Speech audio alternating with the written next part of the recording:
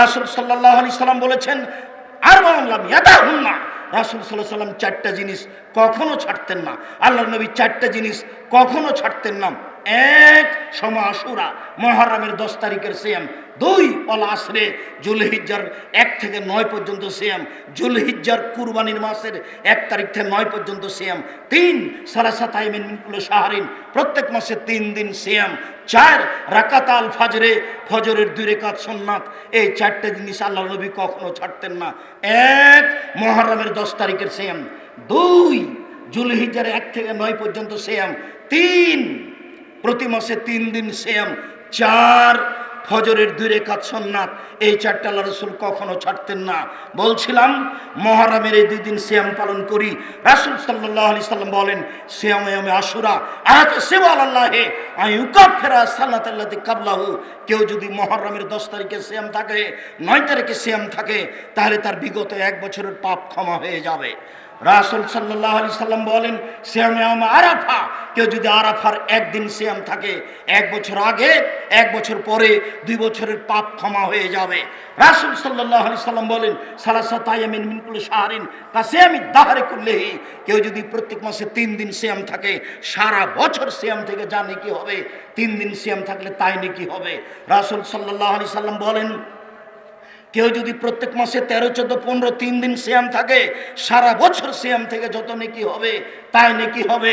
রাসূল সাল্লাল্লাহু আলাইহি সাল্লাম বলেন, পৃথিবীর মানুষ শুনে রেখো, মান সামা রামাজানা সুমাত বাহুসিত্তান মিন শাওয়াল কানা কাসিয়ামিদ দাহরি কুল্লিহি, কেউ যদি রমজান মাসের সিয়াম থাকে আর শাওয়ালে 6 দিন সিয়াম থাকে, তাহলে সে সারা বছর সিয়ামের নেকি পেয়ে যাবে। পৃথিবীর মানুষ শুনে রেখো, কেউ যদি রমজান মাসে সিয়াম থাকে, তারপরে শাওয়ালের 6টা সিয়াম থাকে, তাহলে সারা বছর সিয়াম থেকে যা নেকি পায় সে নেকি পাবে। সম্মানিত দিনী ভাই বোন, আমাদের দেশের মহিলা বৈঠকে বলে, বুবু তোমার হায়েজের কারণে রমজান মাসে যে রোজা ছুটে গেছে, এটা আগে করো, তারপরে শাওয়ালেরটা করো, কেননা এটা ফরজ আর এটা হচ্ছে সুন্নাত। বুবুর কথা ভুল। আয়েশা রাদিয়াল্লাহু তাআলা আনহা 10 মাস পরে পরবর্তী শাবানে এই হায়েজের রোজা করতেন। পৃথিবীর মহিলা পুরুষ শুনে রাখুন, হায়েজের কারণে রমজান মাসে যে রোজা ছুটে গেছে, এই রোজা ওই মহিলাকে করতে হবে জীবনে যে কোনো দিন পারবে। 6 মাস পরে করুক, 10 মাস পরে করুক, 10 বছর পরে করুক, তাতে আসে যায় না। কিন্তু শাওয়াল পার হয়ে গেলে এই 6টা করার সুযোগ হবে না। অতএব এই 6টা আগে, তারপরে ফরজটা পরে, কেননা ফরজটা রাসূল সাল্লাল্লাহু আলাইহি সাল্লাম নির্ধারণ করেননি। আয়েশা রাদিয়াল্লাহু তাআলা আনহা করতেন 10 মাস পরে। এবার চলে আসি শাবানের সিয়াম, যেটা আগামীকাল থেকে শুরু হবে। আমি অনুরোধ জানাচ্ছি, আপনি 1 থেকে নিয়ে 15 দিন পর্যন্ত সিয়াম পালনের চেষ্টা করবেন। আয়েশা রাদিয়াল্লাহু তাআলা আনহা বলেন, এসমু শাবানা কুল্লাহু, আল্লাহর নবী শাবানের পুরো মাস সিয়াম পালন করতেন। তিনি বলেন, এসমু শাবানা ইল্লা কালিলা, শাবানের 2-1 দিন শেষের দিকে বাদ দিতেন। মানুষ এতে গাফেল থাকে। তুরফা আমারুন রাব্বিল আলামিন, এই মাসে বাৎসরিক রিপোর্ট আল্লাহর কাছে পেশ করা হয়। পৃথিবীর মানুষ শুনে রেখো, এই মাসে বাৎসরিক রিপোর্ট আল্লাহর কাছে পেশ করা হয়। অনা উহিব্ব, আমি ভালোবাসি, আইনফা আমালি ওয়ানা সাইম, আমার যখন রিপোর্ট পেশ করা হবে আল্লাহর কাছে, তখন আমি সিয়াম। তুমি দেখে নাও আমার রিপোর্টের সময়ে আমি সিয়াম আছি। বাৎসরিক রিপোর্ট সিয়াম অবস্থায় দিলাম, আমি ভালোবাসি আমার রিপোর্টটা পেশ হোক সিয়াম অবস্থায়। এই জন্য আমি এই শাবান মাসে এত বেশি বেশি সিয়াম পালন করি। সিয়াম পালন করি তার জানা ছিল না সেদিন 15ই শাবান। কিভাবে ভারত, বাংলাদেশ, পাকিস্তানের হুজুরেরা জেনে নিলেন সেদিন 15ই শাবান। তাই তারা কলকারখানা, অফিস আদালত, কোর্ট কাছারি, শিক্ষা প্রতিষ্ঠান সব কিছু বন্ধ করে 15ই শাবান সিয়াম পালন করে। প্রমাণে হাদিসগুলি জাল। অতএব ভুল সিদ্ধান্ত, এই সিদ্ধান্ত থেকে ফিরে এসে 1 থেকে 15 তারিখ পর্যন্ত আরও বেশি সিয়াম পালনের জন্য আমি দিনী ভাই বোনকে অনুরোধ জানাচ্ছি। যারা উপস্থিত আছেন, যারা দেশ বিদেশে আমাদের সাথে আছেন অনলাইনে, যারা পরে অবগত হবেন, সমস্ত দিনী ভাই বোনকে আগামীকাল থেকে নিয়ে একটানা 15 দিন নফল সিয়াম শাবানের পালন করার জন্য অনুরোধ জানাচ্ছি। 15ই শাবানে রুজি বন্টন হয়, এই কথা মিথ্যা। রুজি বন্টন হয়, সব কিছু হয় রমজান মাসে। জাল হাদিস দিয়ে তাকে শাবান মাসে নিয়ে আসা হয়েছে। সব কিছু হয় আপনার রমজান মাসে, 15ই শাবানে হয় না। সম্মানিত দিনী ভাই বোন, সাপ্তাহিক রিপোর্ট পেশ করা হয় বৃহস্পতিবার, সোমবার। তাই আল্লাহর নবী বৃহস্পতিবার, সোমবার সিয়াম থাকতেন। তিনি বলছেন, আমি ভালোবাসি আইরফা আমালি, আমার যখন আমল পেশ করা হবে সাপ্তাহিক, তখন আমি সিয়াম থাকি। বৃহস্পতিবার মানুষের রিপোর্ট পেশ করা হয় আল্লাহর কাছে, সোমবার মানুষের রিপোর্ট পেশ করা হয় আল্লাহর কাছে। তাই বৃহস্পতিবার সোমবার সিয়াম থাকতে হবে, শাবান মাসে বেশি বেশি সিয়াম থাকতে হবে। সম্মানিত দিনী ভাই বোন, আমি আপনাদেরকে এই বিষয়ে জরুরি অনুরোধ জানিয়ে বলছি যে আপনারা সিয়াম পালনের চেষ্টা করেন। সম্মানিত দিনী ভাই বোন, আমার মনের স্বাদের কথা আমি একাধিক দিন বলেছি, আজকে বলেছি। স্বাদের কিছু আংশিক আজকে অবস্থা আপনাদের দেখেছি, সময় সাপেক্ষে দেখাবে ইনশাআল্লাহ। যে মাটিতে বসে আছেন এই মাটিতেই 200 শতক জমির উপরে 10,000 মানুষ একসাথে সলাত আদায় করতে পারবে। সেই মসজিদ এই মসজিদ, সেই মসজিদ এইটা, এর নাম বাইতুল হাম জামে মসজিদ, রূপগঞ্জ, নারায়ণগঞ্জ, ঢাকা।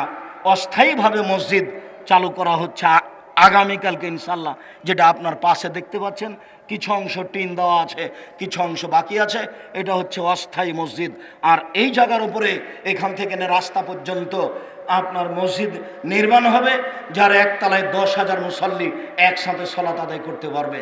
সম্মানিত দিনী ভাই বোন, আমরা আশা করছি জামিয়া সালাফিয়া হাঁটাবো, বীর হাঁটাবো, রূপগঞ্জ, নারায়ণগঞ্জ, ঢাকা প্রায় 50 বিঘা জমির উপরে অবস্থান করবে ইনশাআল্লাহ। জামিয়া সালাফিয়া ডাঙ্গিপাড়া, পাওয়া, রাজশাহী প্রায় 25 বিঘা জমির উপরে অবস্থান করছেন, তা আপনারা জানেন। সেখানে একটি মসজিদ নির্মাণ হয়েছে, 90% জমির উপরে 2 তলা কমপ্লিট হয়েছে। একতলায় আপনার মুসল্লি সালাত আদায় করতে পারবে 3,000। সেখানে একটা একাডেমিক ভবন তৈরি হচ্ছে, একাডেমিক ভবনে একসাথে 3,000 ছাত্র ক্লাস করতে পারবে। এছাড়াও আপনাদের এই প্রতিষ্ঠান, ওই প্রতিষ্ঠানে, 2 প্রতিষ্ঠানে ছাত্রছাত্রী রয়েছে প্রায় 4,000। তাতে 350 এতিম ও অসহায় মানুষ রয়েছে, 500 জন অসহায় ছেলে রয়েছে, আর প্রায় 250 জন শিক্ষক শিক্ষিকা রয়েছে। প্রতি মাসে বেতন লাগে প্রায় 24 লক্ষ। কিভাবে হয় আমি তা নিজেও জানি না। যার জন্য আমি বলি যে ঢাকা, নরসিংদী, নারায়ণগঞ্জ, মানিকগঞ্জ, মুন্সিগঞ্জ, গাজীপুর, বৃহত্তর ঢাকার মানুষ, আপনারা যদি মনে করেন যে জামিয়া সালাফিয়ায় আমি টাকা দিব না, তাহলে জামিয়া সালাফিয়া গড়বে ইনশাল্লাহ, গড়বেই গড়বে। আপনার টাকা ছাড়া জামিয়া সালাফিয়া তৈরি হোক, এটা আমি চাইনি। আমি চেয়েছি পতিতালয়ের মহিলা যদি কুকুরকে পানি পান করে জান্নাত পেতে পারে, আমি জামিয়া সালাফিয়া 10 টাকা দান করে জান্নাত কিনবো ইনশাআল্লাহ। এ দেশে সঠিক আকীদার প্রতিষ্ঠান, স্বার্থ ছাড়াই প্রতিষ্ঠান। আমি একজন নিঃস্ব মানুষ, কচুর পাতার পানি হয়ে দিন কাটাচ্ছি। না আমার দলীয় ক্ষমতা আছে, না আমার আর্থিক ক্ষমতা আছে, না আমার সামাজিক ক্ষমতা আছে, না আমার বংশীয় ক্ষমতা আছে। আমি একটা কচুর পাতার পানির মতো নিঃস্ব মানুষ। আপনাদের সামনে দাঁড়িয়ে বলি, পৃথিবীর মানুষ, জাতি শুনে রাখুন, আমি আব্দুর রাজ্জাক বিন ইউসুফ মানুষকে পরকালমুখী করার উদ্দেশ্যে এই পদক্ষেপ নিয়েছি। আমি বলেছি, আল্লাহে আল্লাহর কসম, আল্লাহে আল্লাহর কসম, আল্লাহে আল্লাহর কসম, 90 সাল থেকে নিয়ে এখন পর্যন্ত আমি কোনোদিন অপ্রয়োজনীয় বাক্য বলিনি। 90 সাল থেকে আজ পর্যন্ত আমি কোনোদিন কেসা কাহিনী বলিনি। 90 সাল থেকে আজ পর্যন্ত আমি কোনোদিন কোনো মাঝাবের বিরুদ্ধে কথা বলতে যাইনি। 90 সাল থেকে এখন পর্যন্ত আমি কোনোদিন সরকার বিরোধী কথা বলিনি। 90 সাল থেকে এখন পর্যন্ত আমি কোনোদিন মানুষের কাছে পথ খরচ পাথেও চাইনি। 90 সাল থেকে এখন পর্যন্ত আমি মানুষের কাছে কোনোদিন পরিচয় দিইনি। মানুষ আমাকে চাপ দিয়ে বলেছে যে বিজ্ঞাপন পোস্টারে কি লিখবো, আপনার একটু পরিচয় দেন। তখন আমি বলেছি, আমার নাম আব্দুর রাজ্জাক, আমার বাপের নাম ইউসুফ, বাপ বেটা মিলে আব্দুর রাজ্জাক বিন ইউসুফ। এর চেয়ে আমি বেশি কোনোদিন মানুষকে বলিনি। কেউ যদি প্রমাণ দিয়ে দিতে পারে যে আব্দুর রাজ্জাক সাহেব একদিন তার পূর্ণ পরিচয় আমাকে দিয়েছিলেন, প্রমাণ হয়ে গেলে আমি জাতির সামনে আর কোনোদিন বক্তব্য দেব না। আমি আপনাদের জামিয়া সালাফের একসঙ্গে খাই না। যদি খাই তাহলে তার টাকা দিয়ে দিই, যাওয়ার সময় ফাইল আছে দেখে যাবেন। আব্দুর রাজ্জাক বিন ইউসুফ ফাইল আপনাদের জামিয়া সালাফি আমি একসঙ্গে খেয়েছি, আমি টাকা দিইনি, এরকম প্রমাণ নাই। যদি প্রমাণ হয়ে যায় তাহলে আমি বুঝতে পারিনি, আমি ভুলে গেছি, তাহলে যারা খাওয়ায় তাদের ভুল থাকতে পারে। আমি সব জ্ঞানে জেনে শুনে আপনাদের জামিয়া সালাফের এক সরিষা সরি পরিমাণ সুবিধা ভোগ করব না ইনশাআল্লাহ। আমি চাচ্ছি আল্লাহ তুমি এই জামিয়া সালাফেকে কবুল করো। আমার ভুলের কারণে, আমার ত্রুটির কারণে জামিয়া সালাফের ক্ষতি করো না।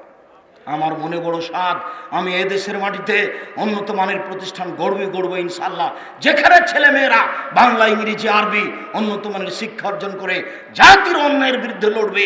মুখে কলমে মিডিয়ায়, মুখে এই যে বক্তব্য দিচ্ছি, আরও সবাই দিচ্ছে, বাচ্চারা দিচ্ছে, মেয়েরা দিচ্ছে, মুখে এই দিন প্রচার চলছে। আপনার কলমে এই যে মাসিক আল ইতেসাম পত্রিকা, জানি না আপনি নিয়েছেন কি না, নেন কি না, 20, 25, 30 টাকা দিয়ে পত্রিকা নিলেন না, আর আপনি বললেন আব্দুর রাজ্জাক সাহেবকে ঠকিয়ে দিয়েছি, ভুল হিসাব। 10 জন মুফতি আছে, 15-16 জন লেখক আছে, লক্ষ লক্ষ টাকা খরচ করে আপনাদের সম্পদ জামিয়া সালাফের মুখপত্র, দেশের মুখপত্র, সঠিক আকীদা আদর্শের এই পত্রিকা, 50টা প্রশ্নের উত্তর রয়েছে। মাসিক আল ইতেসাম পত্রিকা, কলমে এটা বের করছি। মিডিয়া, অনলাইন আল ইতেসাম টিভি রয়েছে মিডিয়ায়, সম্ভবপর মুখে কলমে মিডিয়ায় জাতির সামনে দিন প্রচার করার চেষ্টা করছি। আল্লাহর কসম, আল্লাহর কসম, আল্লাহর কসম, মুখে কোনোদিন অপ্রয়োজনীয় কথা, কেসা কাহিনী বলিনি, কলমে কোনোদিন অপ্রয়োজনীয় কথা, কেসা কাহিনী লিখতেও যায়নি। অতএব জাতিকে জানাচ্ছি, ভুল বুঝিয়েন না। আপনারাকে জানাচ্ছি, ভুল বুঝিয়েন না, হিংসা ভিতরে আনিয়েন না। সকলে খোলা অন্তরে, খোলা মনে, খোলা মস্তিষ্কে জামিয়া সালাফের জন্য দোয়া করুন। আল্লাহ তুমি জামিয়া সালাফকে কবুল করো। যেহেতু নবীর চলনি টাকা পয়সা ছাড়া, আমাদের চলবে টাকা পয়সা ছাড়া, এটা আমি মনে করি না। আপনি না দিলেও গড়ে যাবে, এ কথাই ঠিক। 2013 সালের 24 আগস্ট রোজ মঙ্গলবার সকাল 11টার সময় বলেছিলাম, এইখানে আমার হাতে টাকা নেই, এ কথা সত্য, এখানে প্রতিষ্ঠান গড়বে, এ কথা সত্য, ইনশাল্লাহ গড়বে। সেদিনকে আমি ভেবেছিলাম যে এই পানির উপরে বালু ফেলে ভরাট করে মসজিদ তৈরি করা হবে 200 শতক জমির উপরে। সেটা কি হিসাব? এখান থেকে শুরু হচ্ছে, যেখান থেকে এই যে খুঁটি দেখছেন, এখান থেকে শুরু হচ্ছে, এদিকে রাস্তা পর্যন্ত যাবে।